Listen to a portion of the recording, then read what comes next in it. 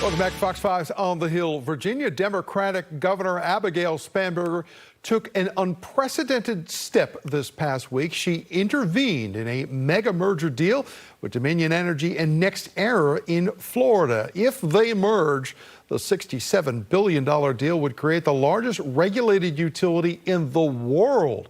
Governor Spanberger says she is formally requesting to be a party in the case. We want to welcome back in Virginia Governor Abigail Spanberger on the Hill. Governor, good to see you this morning. Thanks for being with us. Thank you so much for having me. So no Virginia governor has ever done this before. Why did you decide to intervene and become a party to this deal? Well, I think importantly, there has never been a deal of this size ever facing Virginia's SEC. And what is the application before Virginia's SEC is whether to approve or deny or push significant changes to the potential merger of Dominion Energy and NextEra. This $67 billion deal, as you mentioned, would take Virginia's largest state-regulated utility and put it in the hands of a Florida-based company.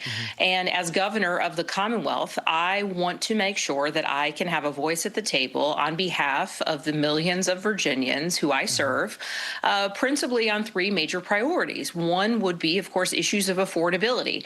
If these two enormous companies are merging, what is going to be the financial benefit to the people of Virginia? Because most assuredly, there will be financial benefits to these companies that are merging. And I want to see evidence that there will be long-term sustained financial benefit when it comes to the electric bill that you get in the mail every month or online. Jobs, of course, protecting them, and ultimately Virginia's clean energy future that has been a long priority because it's reliable and affordable. Right. Governor, when we talk to people in local towns that are affected either by data centers or these power line, comments, a lot of things we hear is, well, our local, town or county leaders might be on our side on this, but they're concerned that the State Corporation Commission will just go ahead and okay these things anyway over the heads of the local people who have concerns about it. So by you taking this action, can we read in anything that you were concerned that, folks might not get a straight shake at all of this? What do we take away from this? So I think what people should take away is that I have a lot of concerns. I am highly skeptical of the overall benefits that Virginia would see in this deal. And my priority is Virginia, the people of Virginia, the jobs of Virginia, the future of Virginia. And so in taking this unprecedented step, it's to ensure that every step along the way I can be making, not just comments as I have with prior SEC cases, but that I can be a part of the conversation on behalf of the people of Virginia. So, I think people are correct to read in this that I have significant concerns and that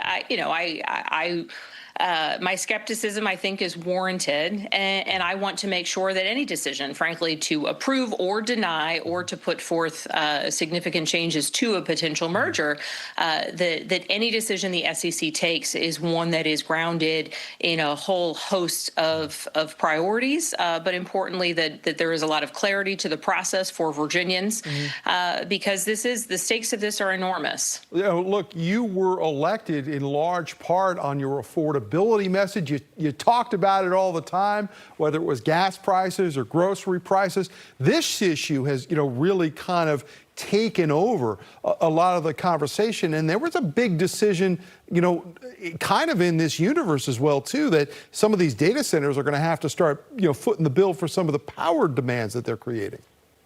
Well, and importantly, in addition to what you're talking about, which is the first of its kind energy consumption tax that we created just this summer, we have also recently had success with the SEC. So to your earlier point about people's concerns that sort of decisions are being made elsewhere that impact them in their local communities, I filed multiple comments with the SEC related to a rate case. And ultimately, the SEC's final decision was aligned with what I was pushing for, which is that data centers have to pay for any transmission costs that need to go in to support their businesses. It should no longer be customers and Virginia families throughout communities that have to pay for increased or changes in transmission infrastructure to accommodate a data center. And now it will be the end user, the data center end user, that has to pay for those transmission costs, not the people in a surrounding community. So that's a huge success. Ultimately, it will save Virginians hundreds of millions of dollars in the long run. It's a huge issue.